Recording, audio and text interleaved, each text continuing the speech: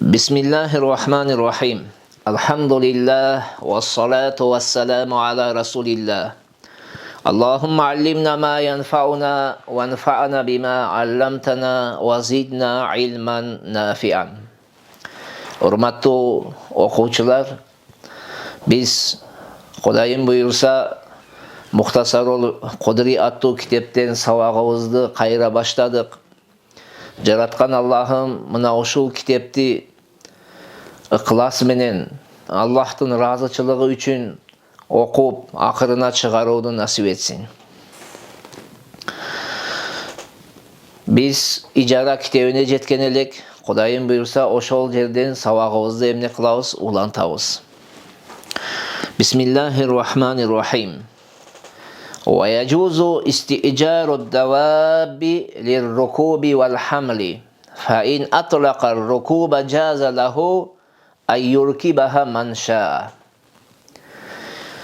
Adattagınday bul süйлömdü birinci sözme söz kotoru alıp andan keyin bul süylömünün içindeki meselelerdi çeçmelöөгө hareket kılalı. Kitaptın жазуучусу мынтип айтып атат. Ulağını minүү üçün jana жүктөө üçün ijaraga alууга болот дейт. Мына ошондуктан эгерде ошол минүүнү мутлак айтса, ал каалаган кишисини ал улоого мингизсе болот дейт. Урматтуу окуучулар, эми бул сүйлөмдүн ичиндеги маанилерге токтоло кетели. Ең биринчиден байкап турганыңыздардай, улоону ижарага алууга болот, бирок аны минүү үчүн алыш керек экен, же болбосом жүктөп бир жерден экинчи жерге жеткирүүбүз үчүн экен. Мына ошондуктан аалымдарыбыз айтат, эгерде улооду ижарага алуудан максаты эшигинин алдына алып барып байлап коюу үчүн болсо, жөн эле адамдар ушул кишиде дагы аты бар экен, ушул кишиде дагы төөсү бар экен деп айтуулары үчүн эшигин алып барып байлап коюу үчүн болсо болбойт дейт. Жөн эле ошол максатта болсо. Ошондуктан ижарага алган кезде ошол ижарадан болгон максат көздөлүш керек. Муну менен сиз жүк ташыйсызбы, же бирөөдү мингизип не кыласызбы, өзүңүз минесизби, же бирөөдү мингизесизби? Ошол максатта болсун. Эми ошол жерде дагы бир айта турган маселе, минүү жана эмне үчүн дедик? Жүктөш үчүн дедик. Ижарага алса болот.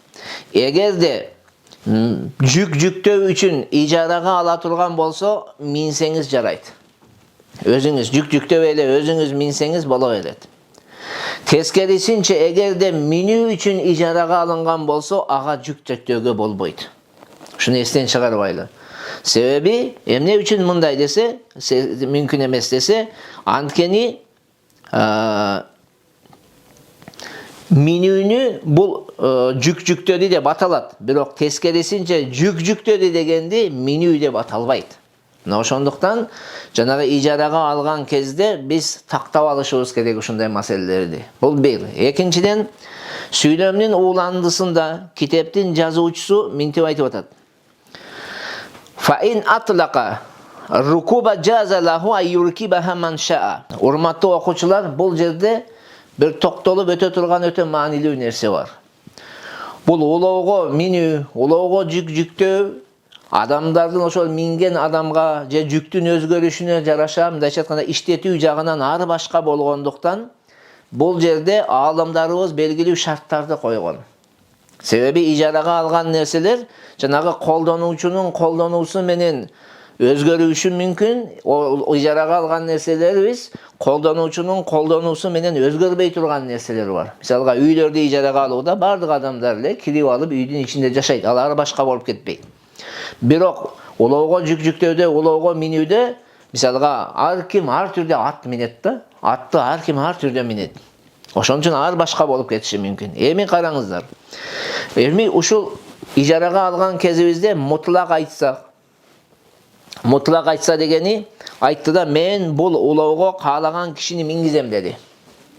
Каалаган кишини мингизем десе. Ошондо ижара дурус болот. Же болбосо мукайят кылып айтты. Мен дагы элдиярды мингизем деди булага. Дагы да дурус болот. Ал эми эгерде жадагындай каалаган кишимди мингизем дебесе, же болбосо элдиярды гана мингизем дебесе, жөн эле ушул мини үчүн ижарага алса, анда бул неме ижара кимди мингизгендиги белгисиз болгондуктан бул ижара фасид ижара болот. Бул ижара фасид болот.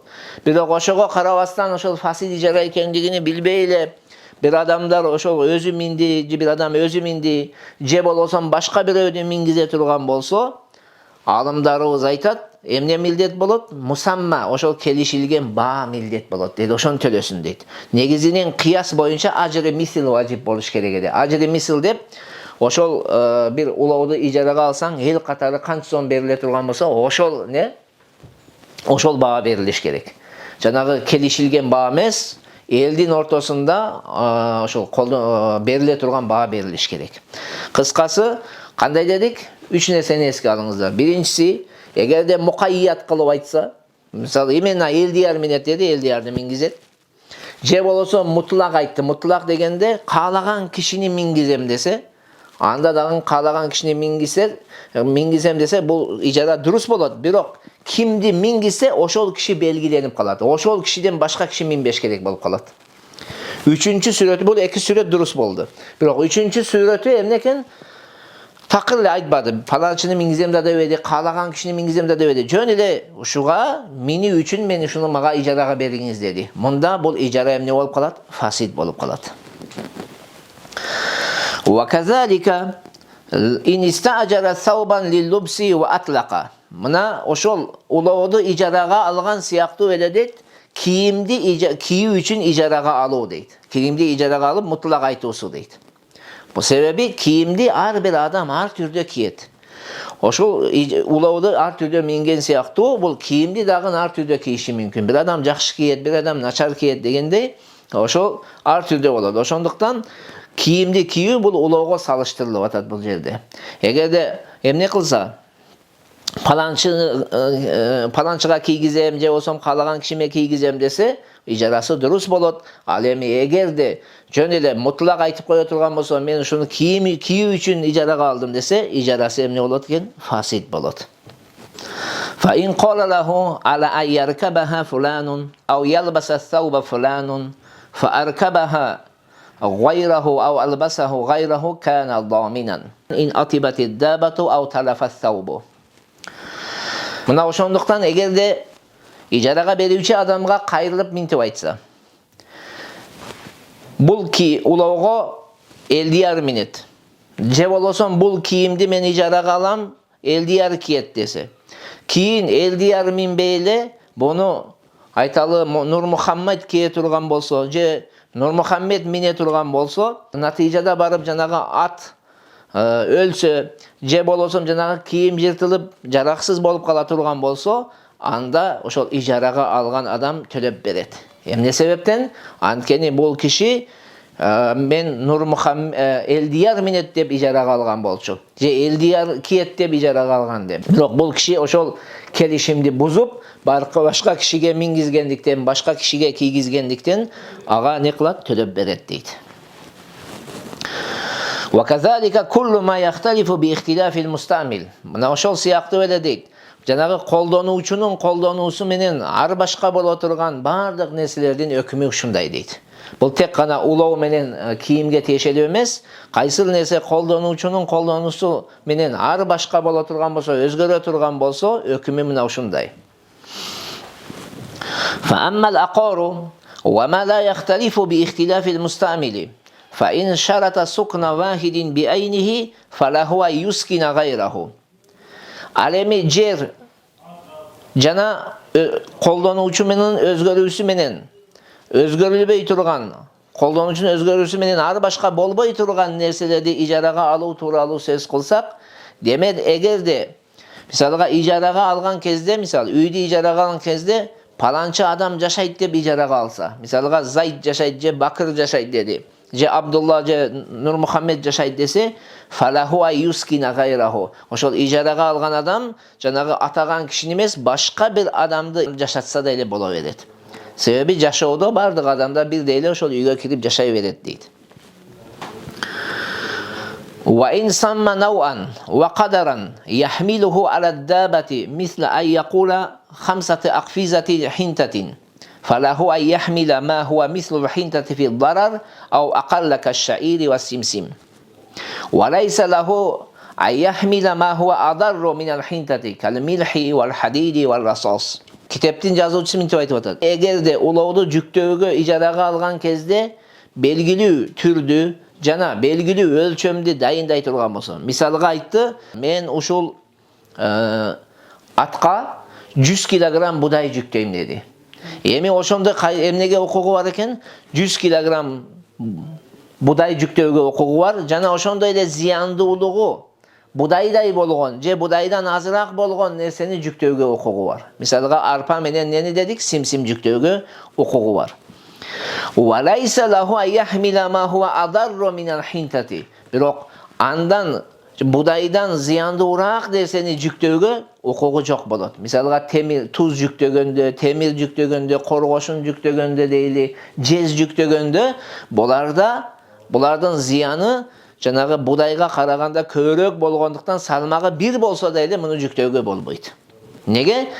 Себеби budayды жүктөгөн кезде жанагы аттын аркасына мындай жайылып түшөт. Ал эми темирдин оору келет да бир жерге мындай такалып калат. Муну бардыгыбыз эле түшүнөбүз. Ошондуктан темирдин зыяны budayга караганда көбүрөөк болгондуктан, туздун зыяны budayга караганда көбүрөөк болгондуктан андай нерселерди жүктөгөнгө эмне экен? Болбойт. Мына ошондуктан эгерде жүктөдү, ошондой нерсени жүктөп барып ат зыянга учурап, ат өлө турган болсо, анда не кылат? Төлөп берет. Бул адасына турбады, кыянат кылды, ошон үчүн төлөп берет эми аттын баасына.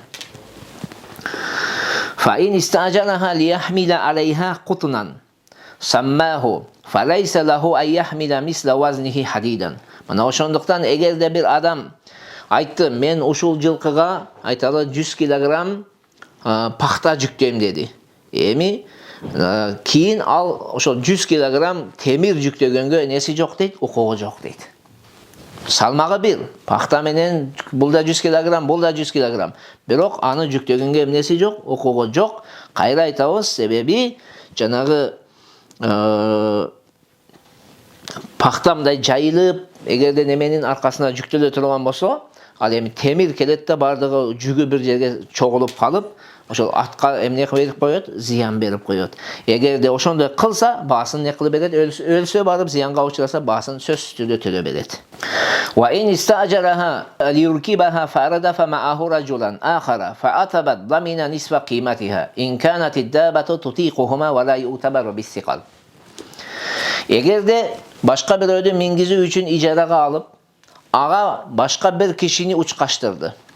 Анан натыйжада ат барып өлсө, ошол аттын баасынын жарымын төлөп берет, жанагы келишилген ижара акысы менен бирге.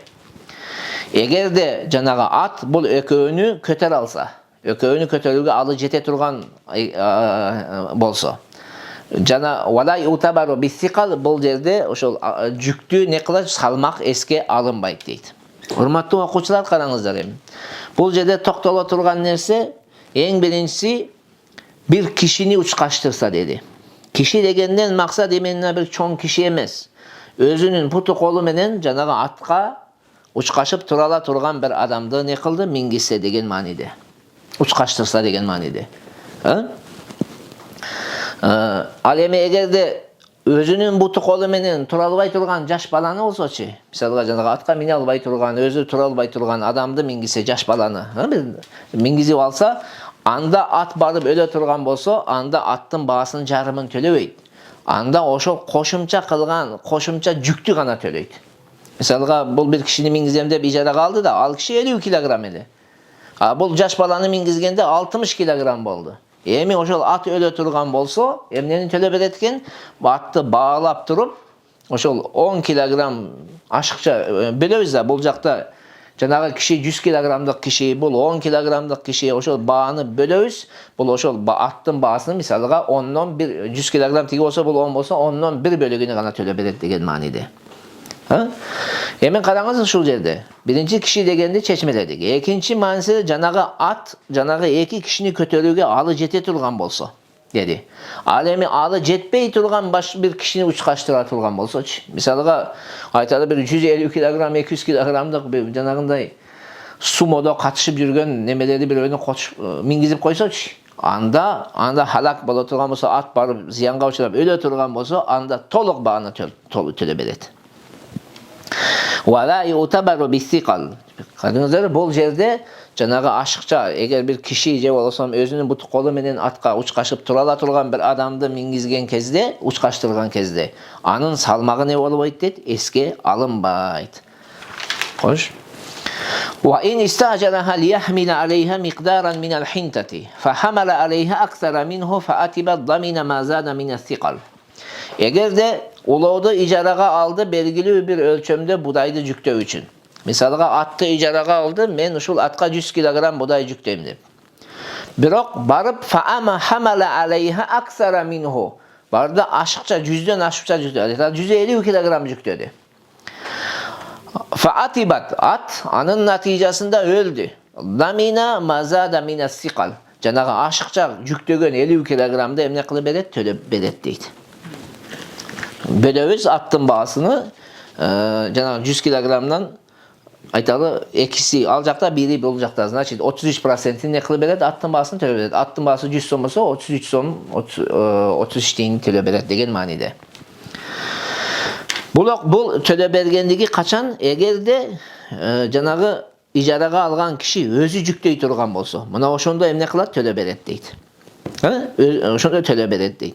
Al emi eğer de janağı icaraga bergen kişi özü oşol aşıkçanı жүктөгөн bolsa, anda töle berbeyt. İcaraga algan adam töle berbeyt. Al emi eğer de ökölöçüp жүктөгөн bolsa, anda icaraga algan adam oşol bağısının nesini töle beret deydi, jarımısını emne kılat, töle beret deydi alımdarыбыз. Ve in kabaha dabata bilijamiha أو ضربها فأتب الضمن عند أبي حنيفة وقال أبو يوسف ومحمد لا يضمن. Eğer de attın jügönünü katı tarttı. Attın jügönünü özüne közde katı tarttı. Je bolsam attı katı urdu. Oşol urganın neticesinde je tartkanın neticesinde at öle turgan bolsa, Abu Hanife rahmetullahi aleyhinin köz karaşı boyunca töle beret deydi. Sebebi icaraga aloodan tüpkü maksat anı esen aman kayra eesine kayra tapşırıp beribeli. Biroq oşol şart tabılmadı deyit. Buna oşol meselede Abu Hanifa'nın sözüne fatva verilgen. Alemi iki imamның köz karaşı boyunca töle berbeydi. Sebebi deyit, bul oşol mutaarif, salttağı nerseni kıldı deyit. Bul Abu Hanifa menen şakirtlerin ortasındağı talaş, eğer de adattağınday ursa, adattağınday tartkan bolsa, oşonda talaş var. Al emi eğer de adattan sırtkarı çıkıp, öttü öyle katı neme kılıp, öttü öyle katı savap öldürüp sağan bolsa, anda talaşsız bağısını ne kılıp beret? Tölep beret. Buna oşul jerde Kudayım buyursa sabakta toktutolu. Allah Teala bar da ozga tuğra düşünük bersin. Assalamu alaikum ve rahmatullahi ve berekatuhu.